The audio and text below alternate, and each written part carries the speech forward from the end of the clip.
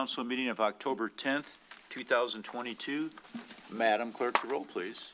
Vixen, Yes, here. Salvia, Here. Albrecht, Here. Gould, Here. Peterson, Here. Sage, Here. Trent. Here. Will you please rise and join us in the Pledge of Allegiance?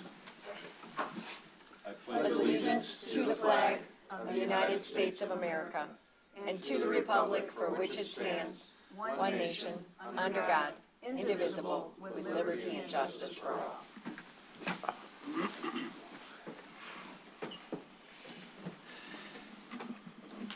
So good evening, everybody, and welcome to our council meeting on a beautiful night tonight. First, we have public comment scheduled and non-scheduled presentations. So first, we have the Bill Lapuma Community Spirit Award announcement. Ms. Navarro, I think you are here. Welcome. Mayor. Hello, Council. Yes, so we are very pleased to introduce the Bill Lapuma Community Spirit Award. This is something that we were working on during COVID to honor Bill, who passed and left us. He was quite an icon for our downtown, and we wanted to find a way to recognize him. So the DDA had brainstormed a lot of ideas, whether we were going to be naming a street after him or doing some type of endowment in his name. But then we thought, why not recognize someone else that shares that same love and affection and spirit for Rochester? And so the Bill Lapuma Community Spirit Award was born. We put it out this summer, asking for nominations. The only qualifier is that you had to be a downtown business owner, business employee, or property owner. So we wanted this really to be for the downtown business community, as Bill was. We received over 60 nominations. Wow. And yes, from all walks of life. It was amazing just to see how many, and it was really hard to choose. But Tony was able to weed through them and come up with a few winners. So I'm going to turn things over to Tony to introduce the winners. All right. Tony, welcome. Thank you. Hello. First, I want to thank the DDA for honoring my father with this award. It's an honor. I mean, my whole family were thrilled. My father loved this city. He loved his business. And I look at these two girls. They're the same way. I mean, they're huge in our community. They love their business. I mean, and people like this is what makes our town what it is. I mean, we all make our town, you know, we are so lucky to have a town like this. We're second to none.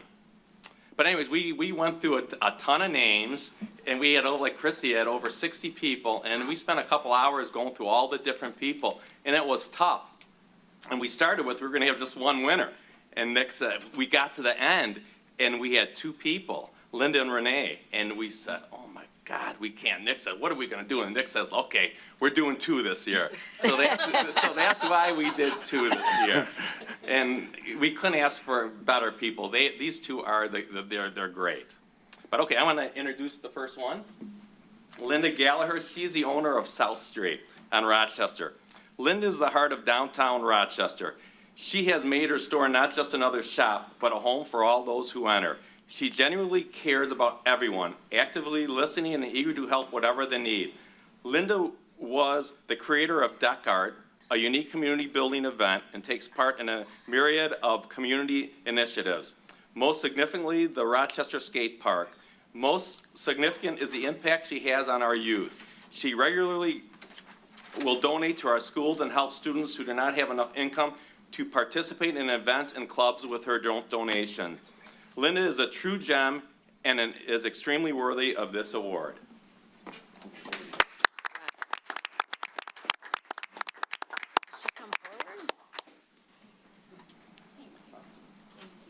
Thank you. Hello, Council. I'd just like to say to the DDA that what a wonderful, what you did was very creative and wonderful to honor Mr. Lapuma. His enthusiasm, his commitment, and his love for this community and his friends and neighbors was outstanding. So no doubt he would be very proud. So thank you. Thank you very much.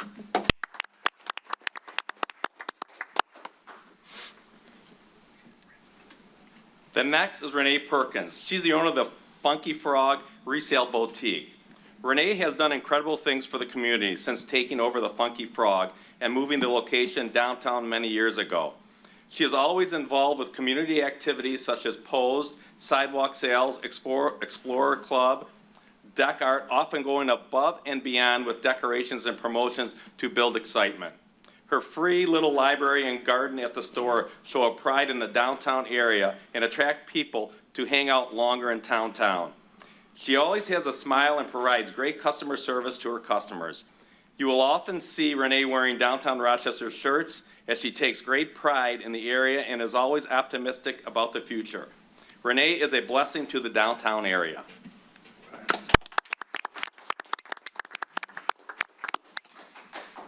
Mayor, Council, thank you. I want to thank all of you and all the people that work in the city, as well as the DDA and the Puma family for this honor. It's great to be one of the first to receive it.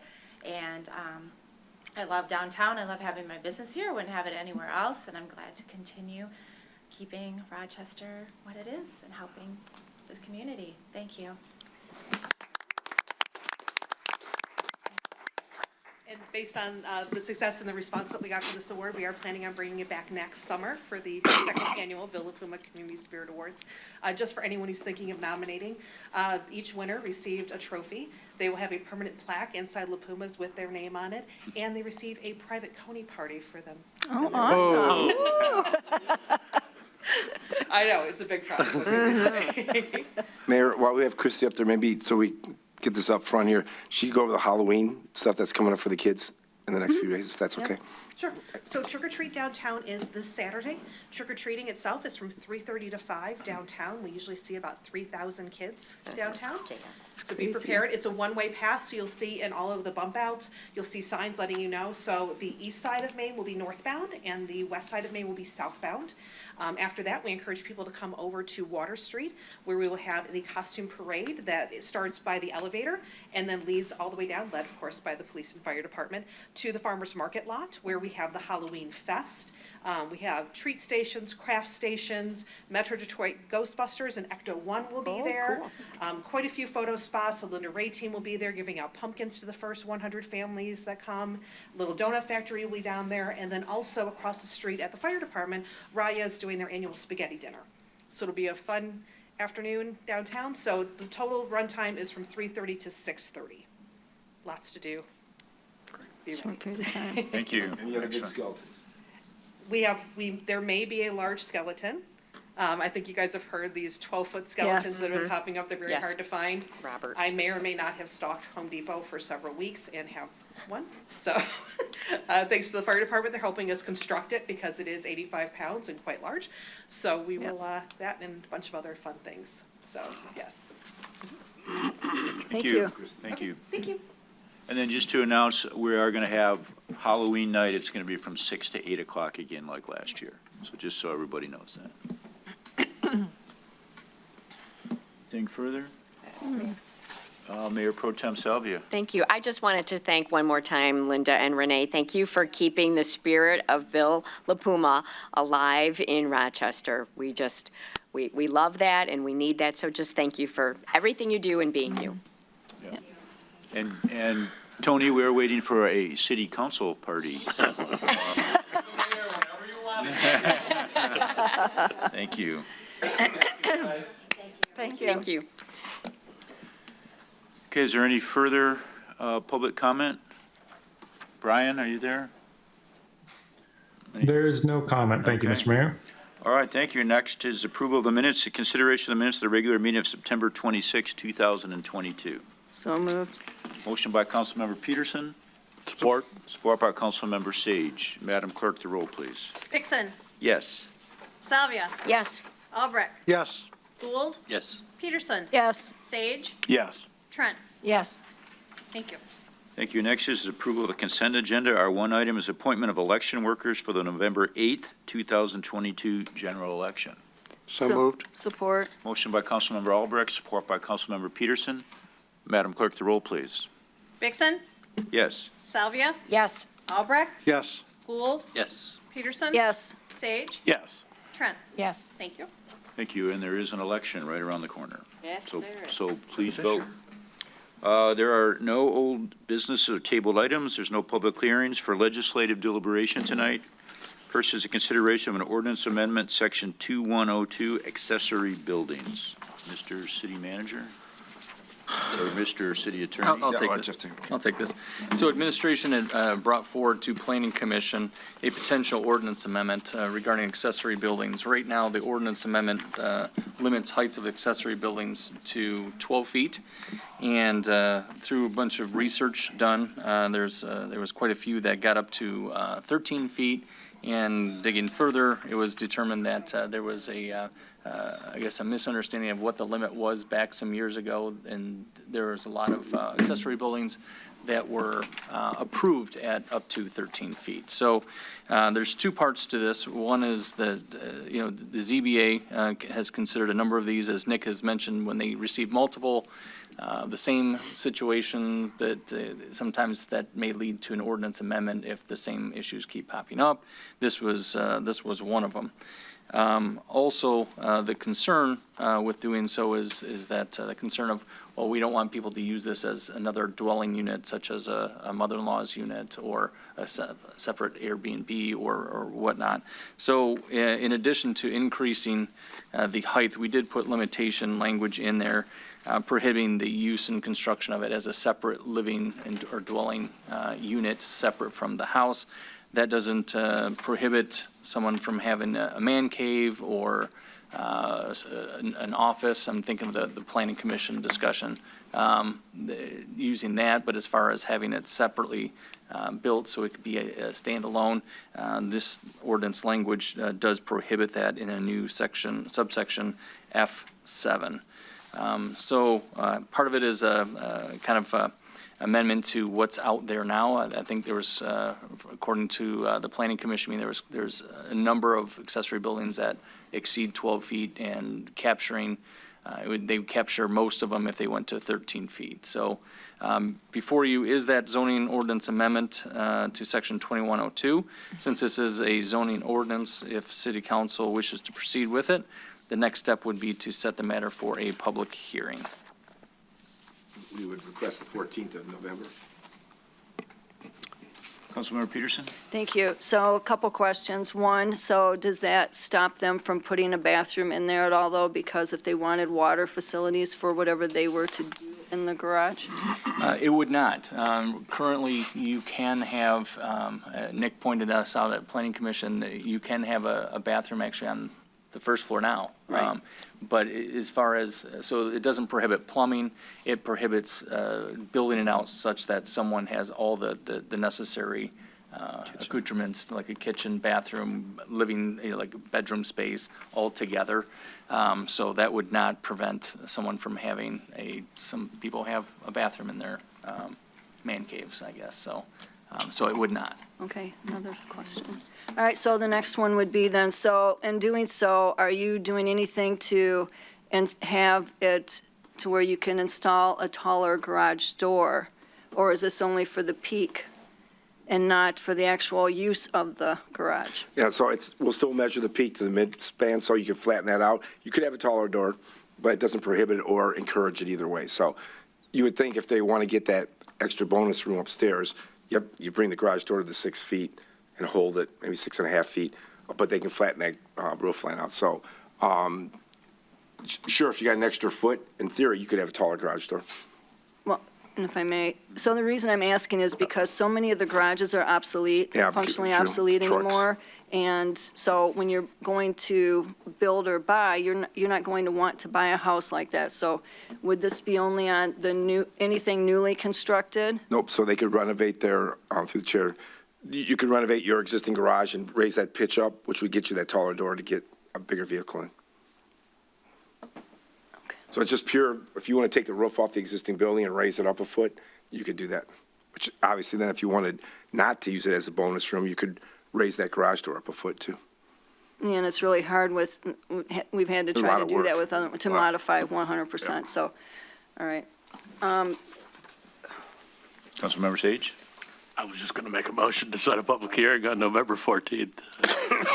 Motion by Councilmember Sage, Support. support by Mayor Pro Tem Salvia. Further discussion? Madam Clerk, the roll, please. Vixen, Yes. Salvia, Yes. Albrecht, Yes. Gould, Yes. Peterson. Yes. Sage, Yes. Trent. Yes. Thank you. On to reports of regular business. First is a consideration request to reduce payments from Boss Barber under its payment in lieu of parking installment agreement. Mr. City Manager? I can lead in here. So at your last meeting, I believe, Mike from Boss Barber came in and had noticed that the council had dropped that price to $1,000. Also acknowledged the fact that when we did that, we did not grandfather anybody in. He acknowledged that. He was smart enough to figure out if I stop making my payments, then ask for the new rate, I could come back for $1,000, right? Yes, so you guys had asked us to take a look at this. So we met with him, talked about it, and thought to honor our not grandfathering anybody out, if you will, the money that you've paid up front, $7,500 for the first amount of payments, that's a pass. You don't get credit for that. The difference between this, and we explained it to him, and saying 1881, and the brunch house was the brunch house never built the atrium because the property owner wouldn't let them. And because of our ordinance said if you pull a permit, you have to make that first payment, they kind of got stuck in that deal. Say in 1881, to get a permit, they had to make the first payment, but it's 2 years and they haven't even got in there yet. They're just about to.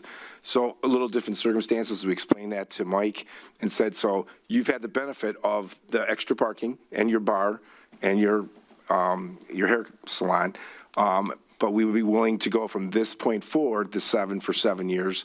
And if you wouldn't want to pay that, you'd have to make it in one payment. We would not entertain it to be a ongoing payment plan because it's under the $10,000 threshold. So before you, Jeff, crafted an agreement that Mike has agreed to that he would pay off the rest of his debt. And that only leaves one outstanding, and we're not going to approach them, but if they approached us, we could talk about it, would be the Hemingway. So I think there are 7 spaces too, if I remember right. But they've been into the project already more. And Nick's aware of, Nick and Keith, the owners, are aware of what's going on. So they haven't made any overtures, but that would be our only thing behind us left. Everybody else would be done. So we would be in support of this agreement to have them pay off the rest of the debt in one payment and call it good. Councilmember Albrecht? Yeah, Nick, I think you answered the question, but so the only other business that could come with an arrangement like this is the one you identified. Okay, then secondly, I thought this was a very creative way to do it. If this was you, Jeff, and Marcy, kudos to both of you to come up with something that encourages our local business and comes up with something that I assume Mike is probably agreeable to get done. So, Yes, sir. thank you. Councilmember Peterson? Oh, just real quick, it sounded like you stated that they didn't make a payment, but I don't show that they missed a payment yet. No, they've said they could play that game and miss a payment and nullify the okay, agreement, then okay. ask again. Okay, all right. Knowing that, we could say, Right, we see that game, but he didn't want to go that route. No, okay. Mayor Pro Tem Salvia? So you mentioned that there's only one other business. Is your definition of that has a payment plan that is open? But I mean, certainly there are other businesses that have made payments, Right, that is parking in lieu. Yeah, that hasn't open, haven't paid off their debt yet.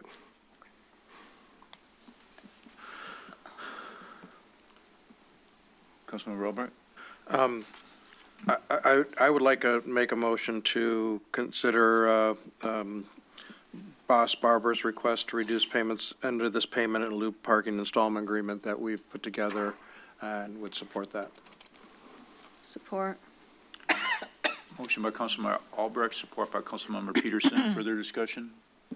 Councilmember Peterson? Yeah, just real quick. So you mentioned Hemingway's, but in here it states Toulouse. It's Toulouse, but it's technically for the Hemingway, but yeah, same thing. No, I just wanted to make sure, Sure. so, okay. Yeah, it's not 2 different ones, so it's Toulouse, but it was the Hemingway portion. When they They added that one. They didn't on. know the name of it at the time. Right, okay.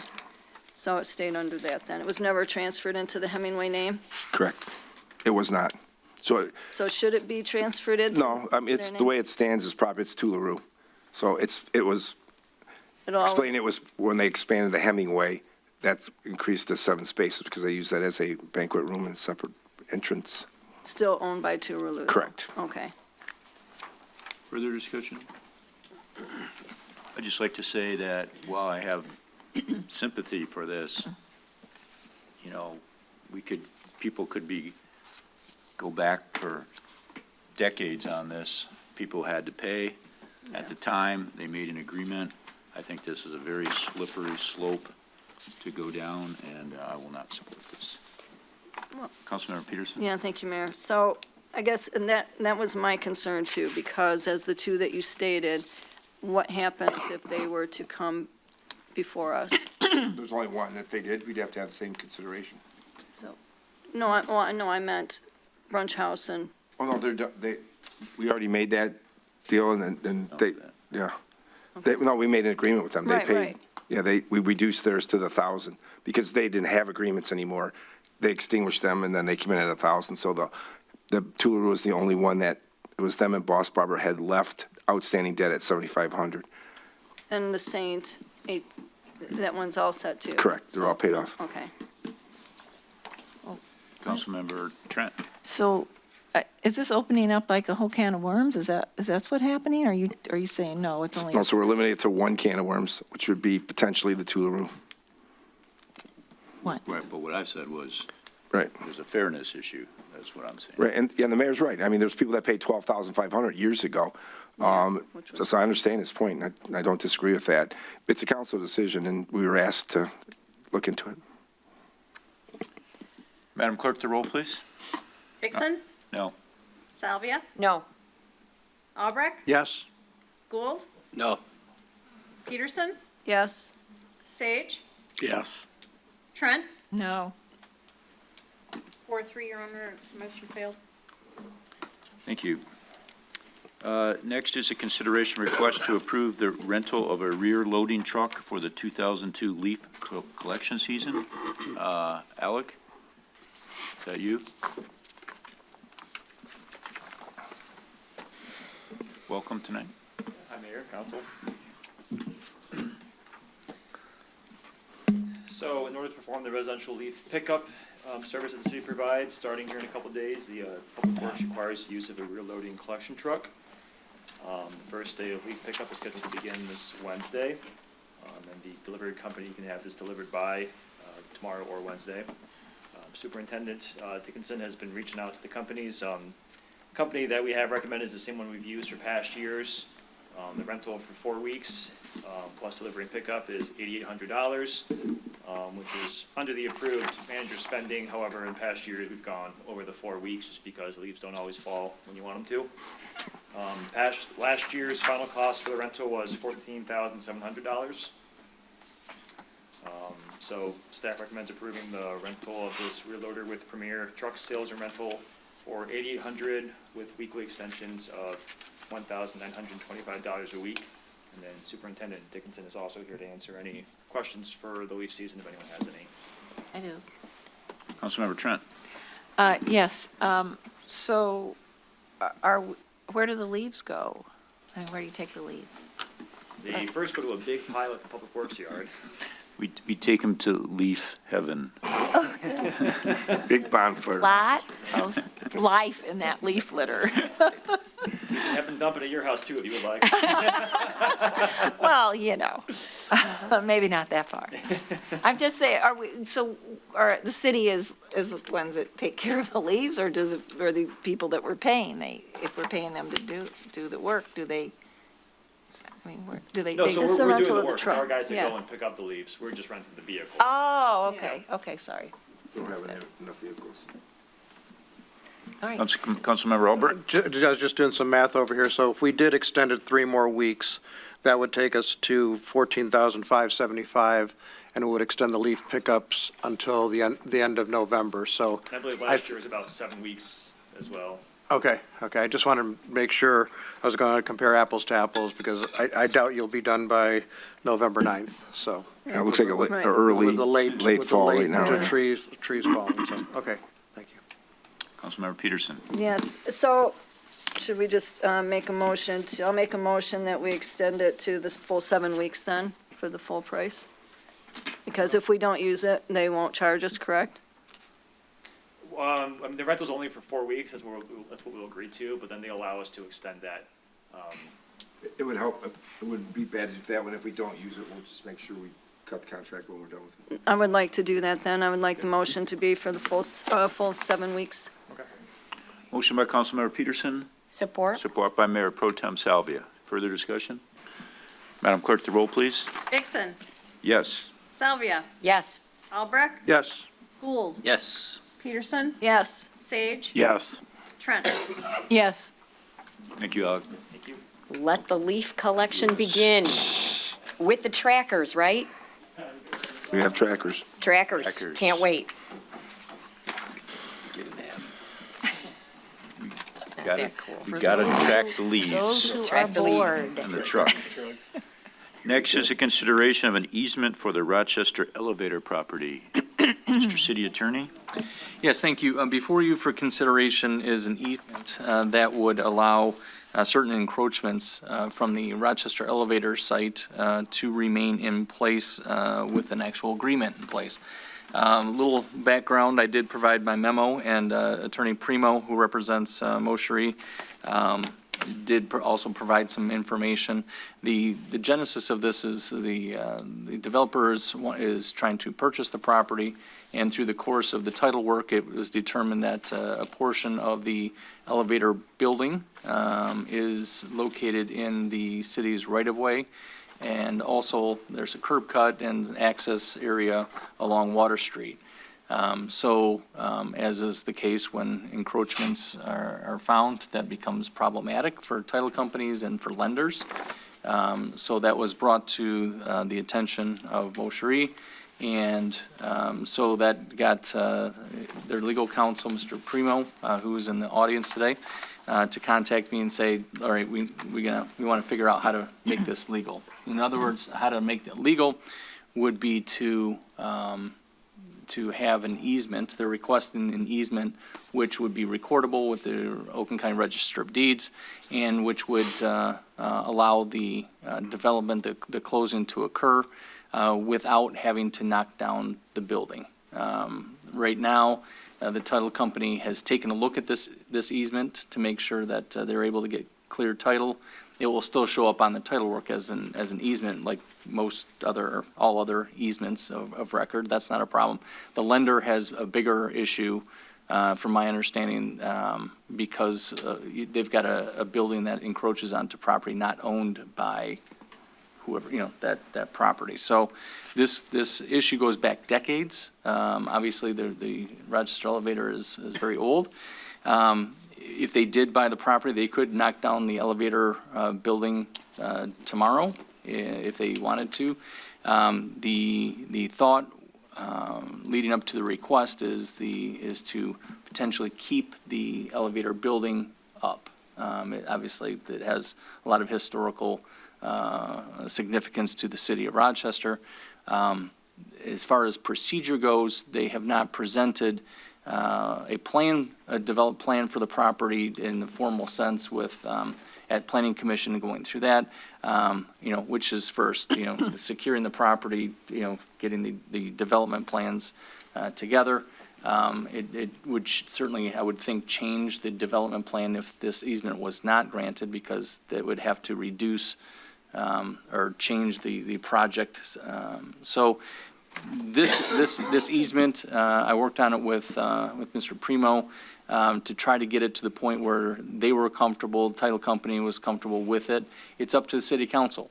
This is not something that administration is saying you have to do this. There's no requirement to do this, but this is a response to a request from the developer who has a need, and if the city is interested in maintaining and keeping the Rochester elevator building or a portion of it, then it's something worth considering. So I believe that it is, if city council wants to proceed, it's good format. I would say, one of the things that we wrestled with in putting it together is, okay, what happens if the easement's approved and then the building comes down anyway, whether because their development idea changed or weather knocked it over or whatever. So the concern that I raised, that was, well, we not that we don't trust people in this city, but let's say it was knocked down the day after we signed this, and then they've got a right to this. Well, we put in language in this agreement such that if it does get knocked down or torn down or just gone for whatever reason, that it would have to be graded and grassed. They couldn't build anything else on there unless they came to the city for further approval. So whether that's I guess a parachute to say, it will, we're willing to do this if it's going to, that building's going to stay there, but if the building's going to be, it's going to leave at some point, then they couldn't just build anything else into that right-of-way without further city approval. So I know that Mr. Primo and the team are here. I don't know, I think one of the Moshri, Dominic Jr. I was gonna say, it doesn't look like Dominic that I remember. Much better looking. So I think they're gonna kind of give their pitch for doing this, and I turn it over to them. Welcome. Thank you for having us. You did a great job summarizing kind of the history. Introduce yourself so they have- Dominic Mosheri, 2577 Summerlin Court. John Primo with Kickham Hanley. Again, thank you for the brief synopsis of the history of how we came about this. It really speaks for itself. I don't want to get too far into the weeds on our proposal for the development, but I will say that our intent is to keep the barn part of the property. If we had no intent to do so, we wouldn't be requesting the easement. We'd just be able to tear it down, which is not our intent at all. Again, during our title and survey due diligence, we have been unable to close on the property. We are in our 9th extension with the Smith family, trying to come up with a solution so we can close on the property, and here we are. So if you have any intimate questions about the agreement with Mr. Primo, I'm opening up to him. Mr. Primo, anything to add? Yes, Council, good afternoon, good evening. I'd like to add to this, is that if it wouldn't be this project, it'd be someone else asking for the same situation. This hasn't been brought up in so many years because Mr. Smith has owned the property so long. So he never went to look for financing, or he never went to sell it, or none of these types of things. And what we ran into, our engineers put us on notice that you got a problem. And we don't know where it came from, and we don't know how long it's been that way. But we do know one thing. We know that Water Street kind of tailors around it. Yeah, it So you would does. kind of think Yeah. that the building was there before the street was. So I don't know how to explain it, but that's what we run into, right, in real estate now and then. You see things that you don't always see every day, and this is one of those situations. So I'm trying to, that's really just about it. I mean, it's it is what it is. And I'd like to move forward with the project, and I have had First American review the easement. They've granted their approval to remove an exception that I have on title, and that would give us full coverage for our property. So from that Thank you. perspective, that's it. Thank you. Council. Thank you. Mayor Pro Tem Salvia. Thank you. Thank you for the presentation, the information. I certainly don't want to hold up a project, don't want the property owner, it sounds like this has been delayed many times.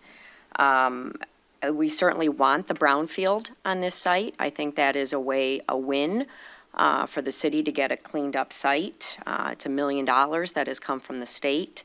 I haven't heard any details on the timeline on that, and, we approved the brownfield and it was with Rewald, so what's happened with the ownership? Haven't heard any update on that. Yeah, I apologize for not mentioning that earlier. So the Mosheri family, along with the Rewald family, have partnered up, and we are under contract together as a partnership. The brownfield grant has been transferred into the partnership, or that's how you want to word it. It has been extended for 2 years. And actually, as of this morning, I have signed off on contracts with a demolition company to kind of further use some of that grant up. The demolition underway would be of 412 Water Street, which is that abandoned white storefront that neighbors the Mills property. So we're not just going to be sitting on this. This is something that's going to be happening, and that brownfield grant is not going to go to waste. Okay, and so then timeline beyond that, what is your, I'll say, anticipated timeline, knowing that things change? The Smith family is under agreement that they're going to be operating the property until the end of March. We're going to be submitting our plans hopefully within the next 2 weeks, and we're very excited. Obviously, we're going to be starting to demolish some of the property right away.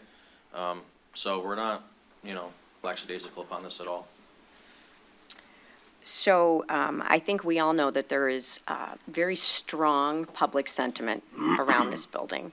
You know, I personally love it. You know, when you drive through town, you see that red barn, you just feel like you're in your hometown. And, you know, I know Rewald has a strong feeling towards that, you know, coming to the Royal Park Hotel, that has been part of their legacy, that commitment to keep it. It just, frankly, you know, it feels like a bit of a leap here for us to agree. We haven't seen any design. We haven't seen even any pictures of this. I've heard that, you know, we want to keep the north wall. I call it the Purina wall, the pretty wall of the barn, and build that into whatever structure. But I haven't heard publicly what that structure looks like. So if you could elaborate. Yeah, I'll try to expand on it as much as I can, because again, we haven't submitted our plans yet. But I will say it's undoubtedly the intent of the development to keep the most prominent part of the property, which is the barn itself. We are going to be making it a community benefit, more of a place of tribute to what it once was. It's not going to be going anywhere. It obviously has its own issues that remain unseen because it's obviously very, very old. So we're going to be sprucing it up, making it, you know, as up to code as possible and safe for everybody to come see it. But it will remain. I can promise you that. And whether or not a plan has been submitted, if Mr. Smith were to take out a line on his property, the easement again would be requested. So I understand it's a leap of faith, but I'm here telling you that we're going to keep it, and we're very excited to be part of the community. Yes. Councilmember Trent? It takes up a large part of this property, so it makes me wonder how much can you actually, are you saying you're wanting to save this whole building? I mean, it's. Just the northern 1/3 of it. Okay, all right, that makes more sense. So like where the easement is, literally. Right. Yeah, correct. Okay, so it's not it's not the whole building. And also, isn't that part of the brownfield issue of what was the building itself, what it's on, the land that it's on, or? The whole property has the brownfield grant on it, so. Okay, so you're saying you're gonna leave 1/3 of it, that, to basically the character. Correct. And if you can't, then that's grass. Is that, That's the agreement, yes. and then you build what you want? Okay. And well, so how would you know? So you're saying you can say, to the best of our ability, we will try to keep this, right now, that's our agreement, or you're saying that's the agreement. But if something happened, you've got to get in there and actually see what's going on to actually fulfill that? Is that what you're saying? We've been through there multiple times the with wood architects itself. and engineers and done a full reconnaissance of it. And I believe there's been a report done in the past. Nick Bannon, can you speak to that, please? I mean, so probably 10 years ago, I met a man named Mark Stitz. Mark Stitz is the premier barn restorer in the state. His grandpa was the best. He learned from his dad. Mark did a barn up by me at my cottage, and he just passed away from COVID, unfortunately. He walked me through there, and we spent days in there. And people don't even know this, there's not water in there. There's not a bathroom in there. There's never has been in there. The structure's inundated with chemicals and mice droppings and things that over the years, right? So about 1/3 of that building is the original one. Even the shed that's along water wasn't part of the original. And we have all the pictures. So Mark went through there, and structurally it's sound. So what they do is they really strip it down and recreate it on the inside, and they can bring it up to code. And you could get a bathroom in there, and you could get water in there, and make it more functional if you wanted to use it for historic purposes, for reading, et cetera. But structurally, we know it's sound. The beams are sound. It needs a new roof. It needs things that would bring it back to its own grandeur. It was a white barn at one time, and we learned from Mark that back in the day, a white barn was more expensive, that showed your class of stature, because white paint cost more than red paint. And he taught us a lot about that barn. We have that document, so we're going to get that to Mosheri so that they can work with it. And couldn't ask for a better architect with Dominic Tringali. He loves history. He loves old buildings like this, and he's been working hard on this to integrate it and not make it look like a sore thumb and part of the project that they're going to come forward with. So I think this could be a win-win for all of us. And I did put them in touch with Tiffany, DeZerman Historic Commission, and Pat McKay has already weighed in. He said technically it's not in the hills, but he loves this, and so everybody's trying to feed it to Mr. Chingali to get his best work out of this. Okay, just one more question. Councilmember Trent. So I'll just put my business hat on. So you're probably building condos, I guess would be the guess, because let's say you are. This is actually a good business decision as well. I mean, it's viable. You're looking at this piece of property, you got to build in around it or, with it. As part of We think it's a valuable asset for us, but for the city and people like yourselves. This conversation we're having now, everybody's very passionate about this portion of the property, and we're gonna save it. We're gonna try, it's gonna be saved. So, we're very excited about it. Okay, thank you. Councilmember Sage. Thank you, Mr. Mayor. So, to reiterate, this is a very cherished building. It's an icon within our community. So, my concern would be, while it makes good business sense now, up until it doesn't, right? And then you knock the building down. So what kind of assurance can you give us? Obviously, you haven't presented any plans yet, but what kind of assurances? I understand the whole easement issue. We have to do that for you to clear title. I get it. But at the same time, I guess I'm looking for more of an assurance, because at one time, there was an option discussed publicly about whoever came in and developed the property would be willing to take the barn down board by board and relocate it. Would that be something you would consider? Not right now. I think as far as assurances go, I think that once the proposal starts to come through the city, we can kind of come to some sort of agreement within the development agreement that's gonna, make sure that that's set in stone. If that makes more sense to you. But as far as relocating it, that's not our intent right now. We want to keep it there. It's an amenity. It's a great just benefit for everybody. And I think it's important for us to keep it where it currently states. Okay. Thank you. Yeah. Councilmember Gould. Thank you, Mr. Mayor. I guess I have two questions. Something seems off. It just seems like this would have been simpler if we had seen the plan prior, and it just seems weird to me. I'm not sure how uncomfortable I am, but something's making me a little bit uncomfortable about it. But I do have a question. When you were talking through the contract, Mr. City Attorney, you said if the barn blew over, that they couldn't put anything on there, it would be grass. But if the barn doesn't blow over and a bulldozer mows it over after this is done, can a new structure be built onto the easement? Or is the way the contract written, nothing will ever be on this easement other than this bit of barn? That part, so in the purpose of the easement section, which is the third paragraph down, what we put in here is notwithstanding the purpose of the easement, should the building structure located in the easement area at the northwest corner of the grantee's property, we got real specific, be destroyed or in any way removed, then that portion of the easement area will be appropriately leveled and grassed, and no buildings or structures of any kind will be placed in that area without the city's written consent. May I ask a follow-up then? Why can't, if that happens, and for whatever the reason, the barn's gone, or the barn is unsavable, or it makes a bad business sense, why can't the easement then be recaptured by the city? Why can't we take the easement away? That's a possibility. Okay. Councilmember Albrecht. So I'm a visual guy, so I pulled up a picture of the barn, and I'm a little confused because you said, or I think Councilmember Trent said 1/3 of the building.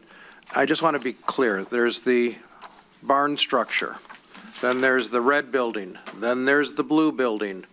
Is the red building barn structure going to remain intact the entire, or 1/3 of it where the line goes through on the easement? I'm confused. It's okay. So it's going to be the most northern portion of the red barn. So it's going to be the original portion of the barn, which is, it has the gambrel roof, the whole shebang. Okay, so the entire barn just the barn itself, but the Yeah, lower area. that little shed to the, No, on that's- Water Street, but a barn, Yes. the whole barn will be there, not 1/3 of the barn? Correct, Okay, and then the rest of the buildings would go down? Okay, correct. thank you. And I just kind of want to also follow up with your question. You know, I know it seems a little bit of the cart before the horse, but unfortunately, for how this is laying out, there really is no development without the easement. We can't close on the property. Right. So it's putting us in a peculiar situation. But even more importantly, it's putting the seller in a more peculiar situation because he's at our whim and the title company's whim, and we're trying to clear the air for everybody. I appreciate that. I wasn't looking for the relationship of the sale of the land. I think a plan, though, for what you would plan to do if you had said easement could easily have been presented or be working through some sharing phase where we can all look at it. Councilmember Peterson? Okay, a couple questions, if I may. So I appreciate you bringing this before us. So I understand back in 2006, there was a proposed purchase and their situation with the property and that there was a railroad easement. Has that one been cleared up too? Yes, Okay, yes. I believe the one that you're speaking to has been vacated. okay, We totally. have no exception for that at this point on our title. Okay, because I do know it was stopped something from being done a long time ago. Yeah. You know, I believe we're good as far as the railroad goes, yes. Okay. Does the city know? It was abandoned. Oh, so that's all cleared up? Okay. Abandoned, vacated. So I have a question now. Go ahead, no, go ahead, that's fine. So the question I have is, you know, you're asking us to make a leap of faith, which, you know, I understand. What's going on with the other project that, the senior center, that you came in and kind of said the same thing? Now I understand there was COVID and the world changed. Where are you with that project? Again, you pretty much summed it up. That market's become incredibly saturated, and along with the world that's changed the past 2.5 years, we're relooking at our plans and hopefully we can start going up, but it's a large investment for us. And the last thing we want is to put something up that may not work for the city. And with the current 55 and older market, it's definitely a possibility. So we're just looking at all of our alternatives to make sure that is a viable investment for us and for the city. That's all I can say right now because our final plans aren't done. But we're not going anywhere. And right now, I think this is just a more palatable investment for us right now. And again, we're excited. Further question, Councilmember Peterson? Yeah, so I guess for the city, so what's the height restriction on that street? So this is, it gets more complicated. So we thought that this whole property was in the special projects area. It's not. The way it was drawn was cuts the property in half. Only way to do this properly is do it straight, rezone it to RM. It's based on a formula of how many, how tall you want to be determines the setback off the side yards. So it would be a rezoning and then a site plan. Then a special exception if you wanted to have upper story apartments in the rezoning. So they're gonna come through our normal process. Now, right now, the plans that we're talking about, it's not even 4 stories. They're not asking for one big building. What we saw initially was a drop off towards Sunrise and then along University and Water.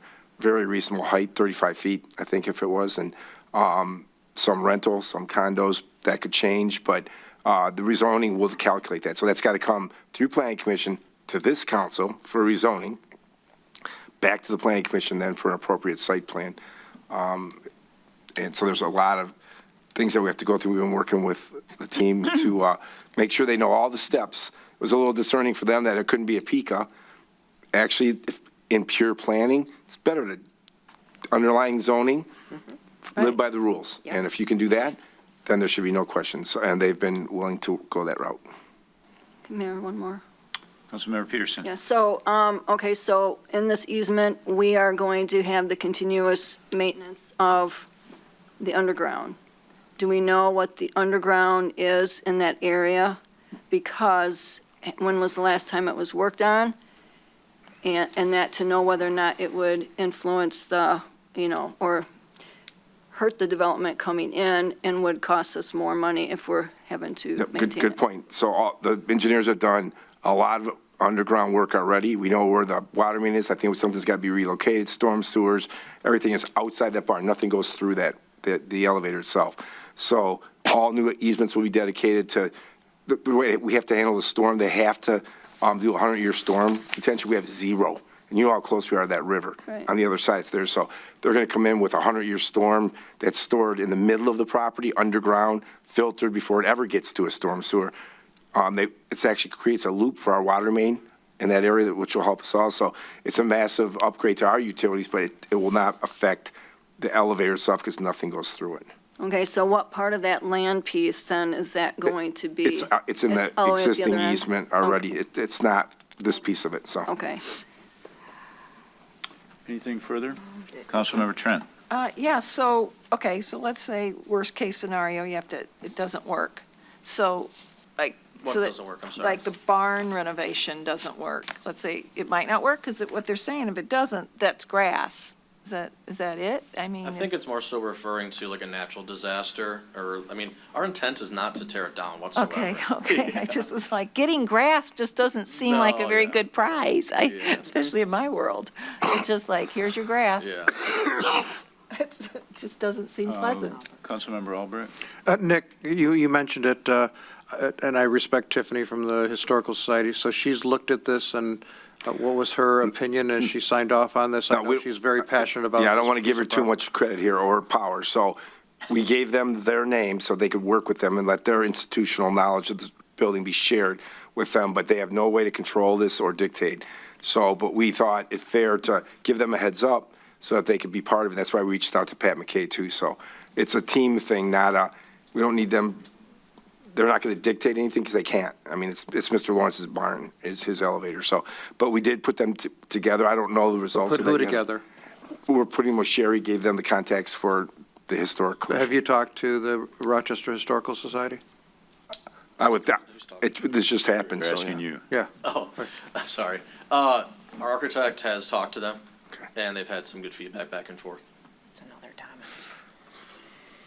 Councilmember Peterson? Yes, so another question, is this going to be a 0 lot line built? No. Okay. I'll make a motion to approve the easement. Motion by Councilmember Peterson. Is there support? Support. Support by Mayor Pro Tem Salvia. Further discussion?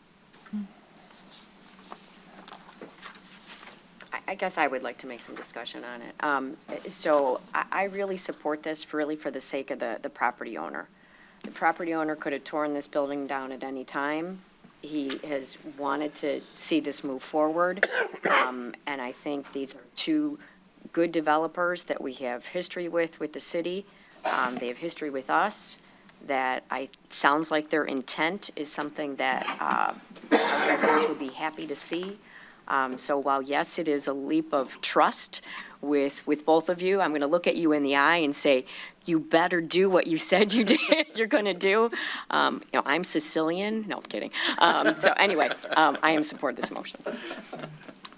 Councilmember Peterson? Okay, so for the hard question then, because you've been the company has been very robust in acquiring and wanting to do different developments, especially the big one up in Lake Orion.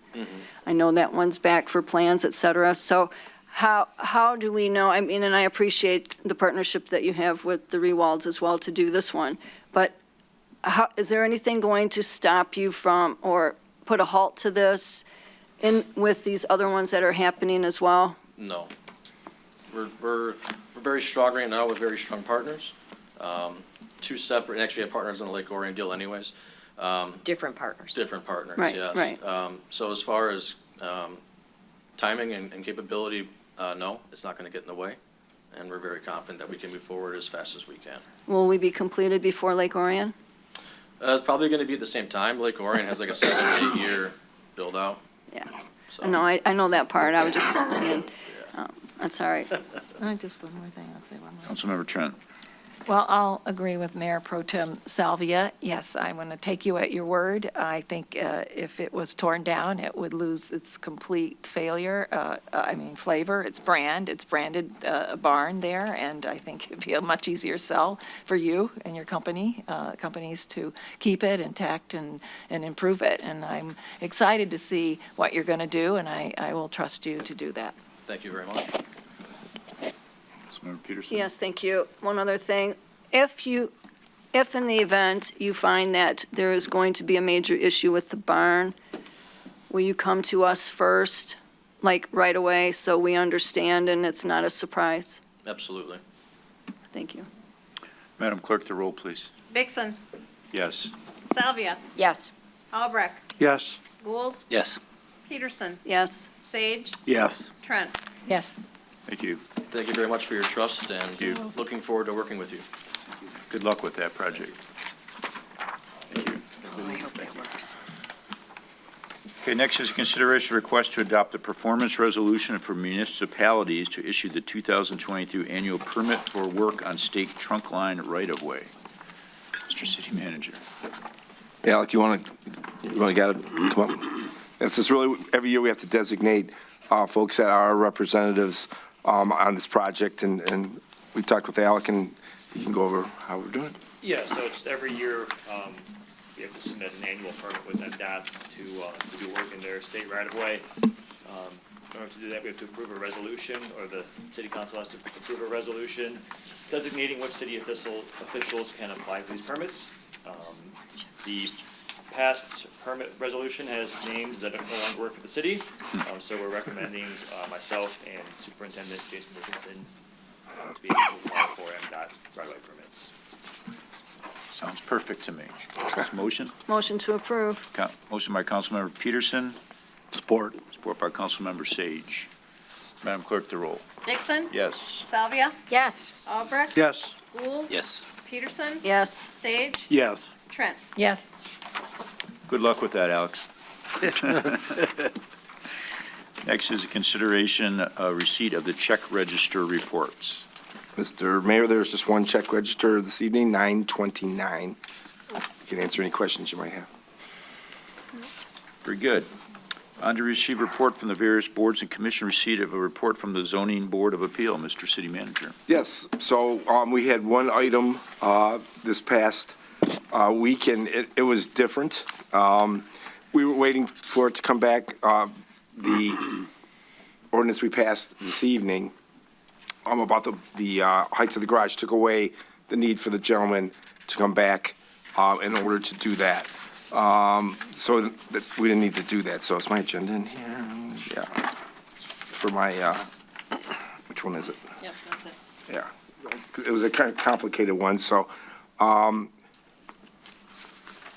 yeah, sorry, I just needed a second here. So, unique situation, Harrison Street. Gentleman bought the John Hawthorne's little yellow house that was not good, demolished it, built an incredible home. The gentleman and his wife are extremely environmentally active, we'll call it. He is a classic car collector. He built a two-car garage in the back that has a tunnel underground so they can get from his house to his cars to work on them inside. So he keeps just those inside there. So they built this beautiful home. It fits in the character of the neighborhood. The garage is great. Everybody loves it. An ag driveway, so upgrade, big-time upgrade. So his builder's very gregarious, we'll call him, and they got a little excited, and they poured a porte-cochere so that his regular cars could be covered, because he couldn't have two different accessory structures, right? So his classic cars were more important, that he would keep them in the back. So thinking they were doing everybody a favor, they widened the driveway from their approved plot plan by 9 feet with this ag driveway right to the property line. Neighbor next door, I happen to know him pretty well, walk my dog there every day, and it's kind of like, whoa, that's a lot of concrete. So Randy and I went out there and took a look, and it's like, Danny, you poured, what did you do here? Look how beautiful it is. Nah. So why don't you pour the back? Well, we have a new idea. So here was the idea. This gentleman found a product that's used in Norway. It's used mostly in warmer climates in the United States where it's nothing new technically. I did it in Southfield years ago for paths for fire departments to get to a building. So it's a plastic grid that you build an underlying gravel field that's more stable than concrete. But it's permeable. It's like permeable asphalt almost. So that goes down first. Then you put these pavers. Then you put topsoil, and then you put sod on top of them. So you can literally drive on your grass, and the weight distribution is incredible. The idea is the water percolates through there, goes into the underground system, collects, then goes into your edge drains that get to the storm sewer. It's an incredibly expensive and efficient system. So unfortunately, I'm a little bit of a skeptic, so we met him out there, and it's like, so you're going to do this in the whole backyard. So that now I have a green backyard for my kids and the dogs to play in. I said, but it's kind of weird, like people are going to see a garage and grass in front of it. So, but I'm not doing anything, I'm just taking the cars out. So the ordinance says that you can't park on a non-hard surface component. And then it goes further and says 6 inches of ag and 6 inches of concrete or 8 inches of asphalt. It doesn't call for any alternatives. So I talked to Randy, we sat down with them and said, I get the whole concept, but this is Michigan, and what happens about November 30th, frost. So now that water's going to, that grass is going to be frozen. How's the water going to get through the frozen grass to your system? Well, maybe not. I said, so there's a way around that. If you design the system to drain to your own property, treat it just like concrete, curb it, keep it off the neighbor's site, and you handle all your own water and take it right to the front like it's supposed to, then we're okay. But we still don't have the authority, I don't have the authority to approve a non-concrete or non-bituminous surface. So we went to the zoning board, he made his case, he agreed, right out of the gate, he agreed, he already cut the extra 9 feet of pavement that he put down at his expense because it wasn't gonna work right. We couldn't get that grade to trade to Mr. Kroll's property next door. Had meetings with the neighbors, came up with an agreement how there's a swale put in and all the drainage and this actual surface could work. So they granted a waiver of that surface based on the system with one condition. All engineering, the city's engineer has to sign off as if it was a hard surface. So we don't have to worry about water going anywhere. Met with the neighbors, concurred, they were good with that condition, and the ZBA did grant that waiver. It will look great, but people walking by kind of wonder, that's kind of weird, there's grass in front of a garage. So our alternative was, as Mr. Gaston said at the meeting, it was the most fun ZBA and thought-provoking meeting he ever had. And we came up with that. I kind of pulled this one out of the air, but would make it look more normal to the public if you ran 2 18-inch ribbons of that ag to the garage and split it so it looks like you're driving on a 2-track to get into your garage, yet everything else was green.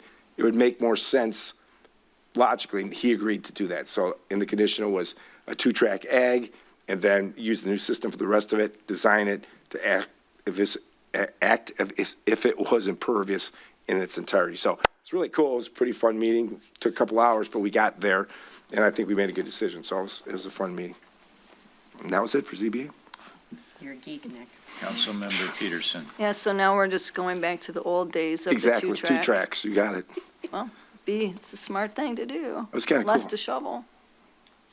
Even a blind squirrel finds a nut once in a while. People work very hard to get around the rules, don't they? They do. They do. It's like, and I can't believe we allow it. They do. Next is a report from the Planning Commission. Councilmember Sage. Thank you, Mr. Mayor. There are quite a few items on the agenda at the last Planning Commission meeting.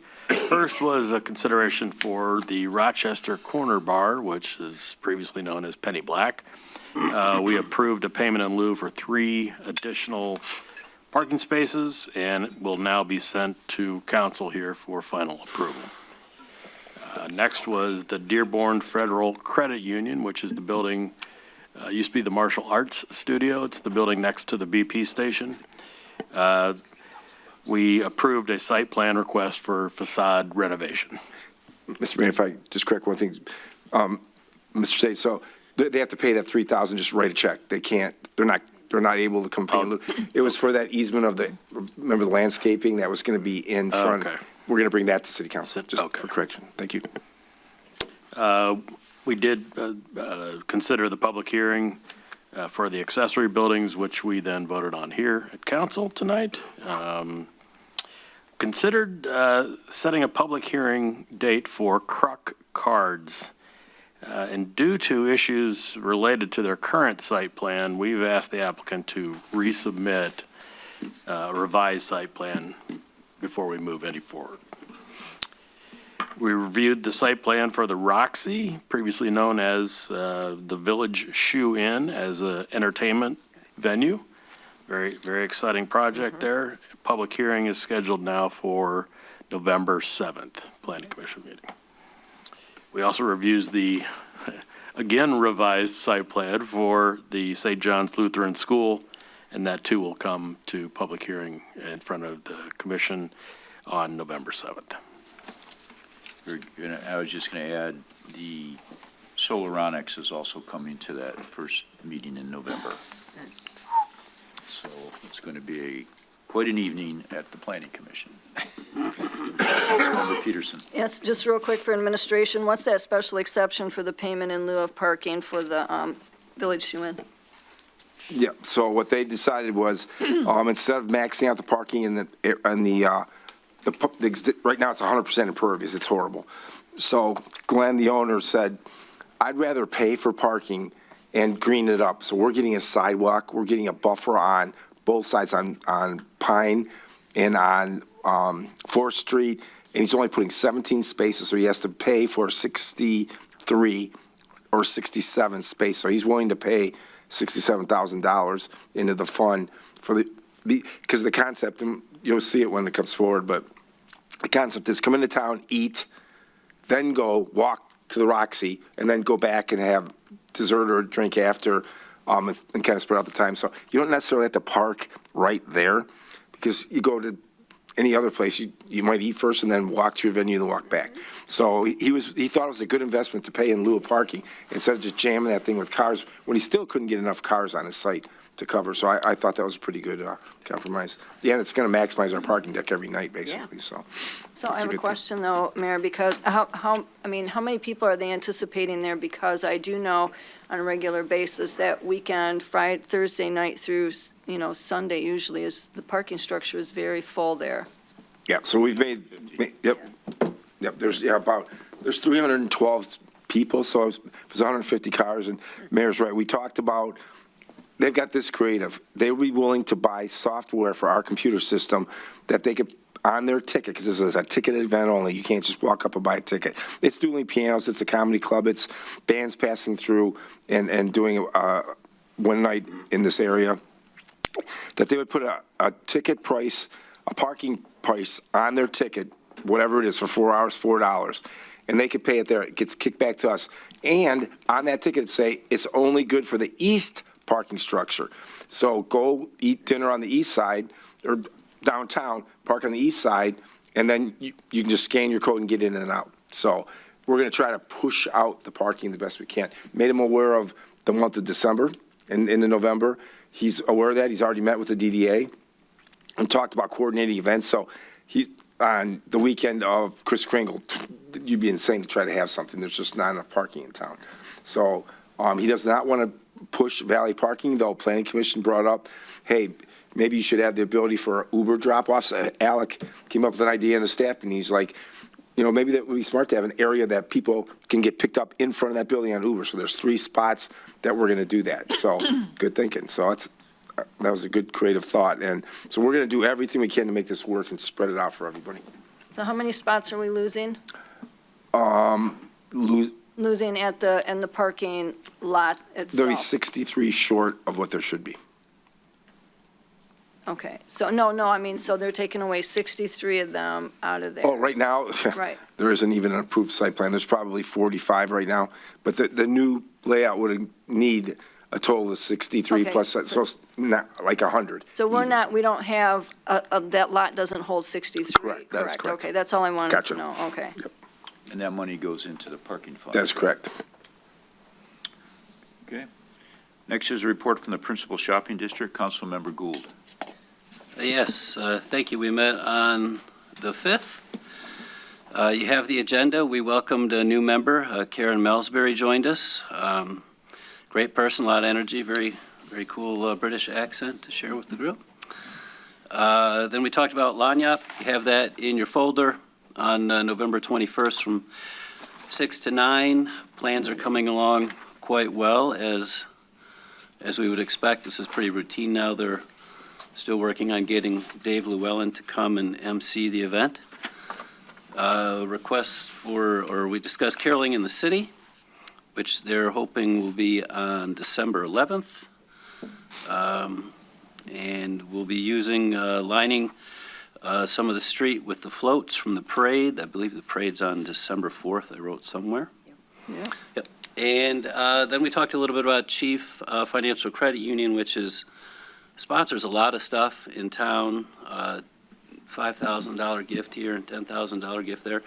It looks like they're going to make just an annual contribution of over $20,000 to sponsor various events for the city. So they've really become an excellent partner for us. Then we received some holiday event updates, Festival of Trees, some of the typical sponsors you would expect, Lapuma's, Brown Iron Brewery, Cruise and Mirrors, Touraloo. That will be on November 18th, I believe, from 7 to 10. Yep.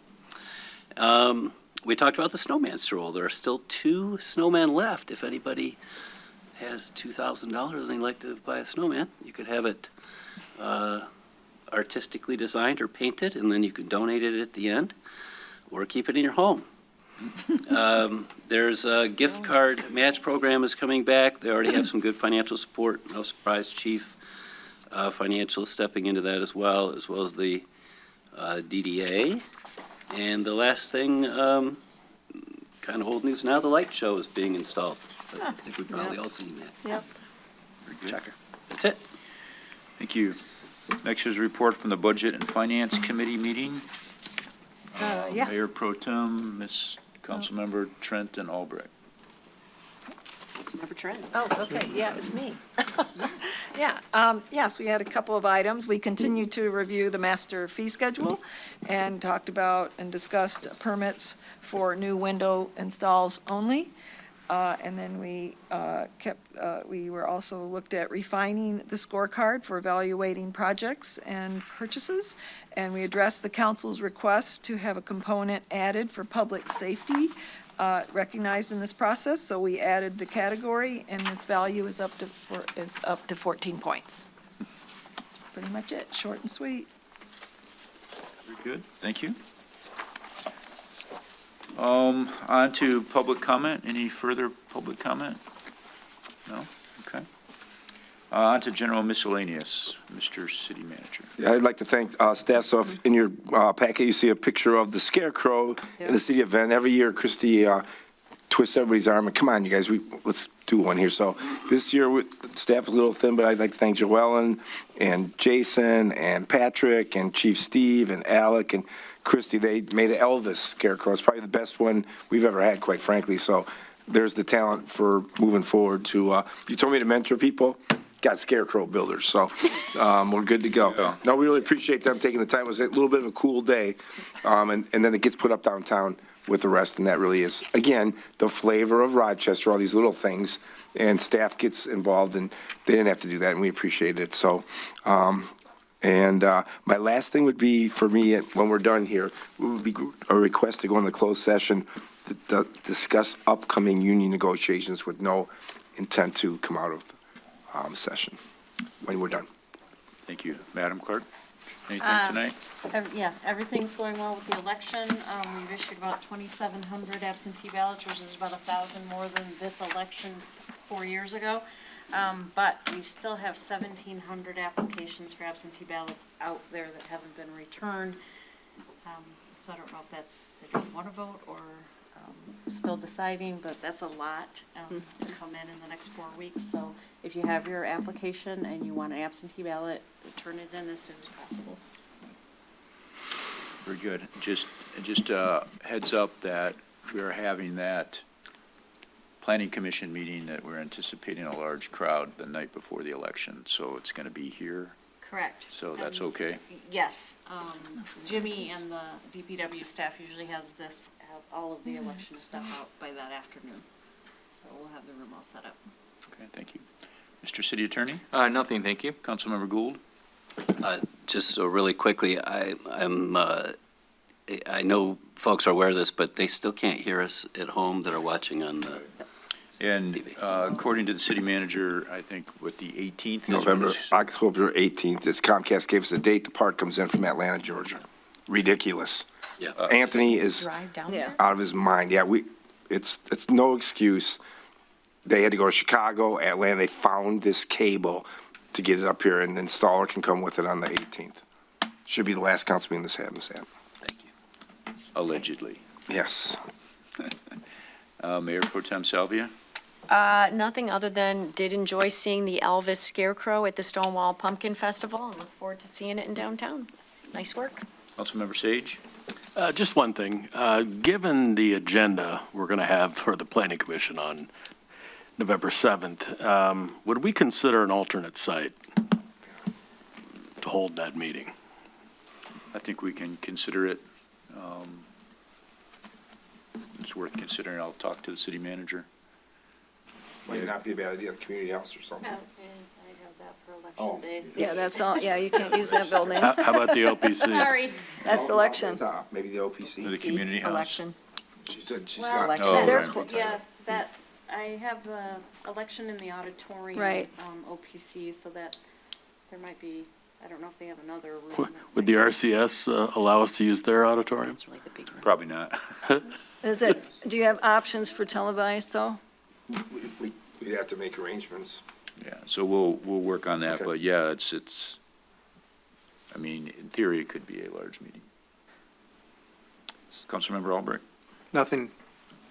Councilmember Trent? I have one thing. I was pleasantly surprised when I was at the community garden. There were beautiful sugar maple grove.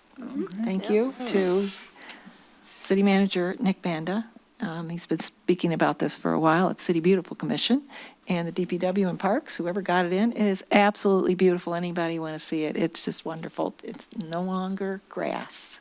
Pretty cool. It's really cool. So, yeah. Anthony's going to actually fly it with a drone, and we're going to make a video so that we can share, because we want to we want somebody to sponsor the little gazebo, the benches, the paths.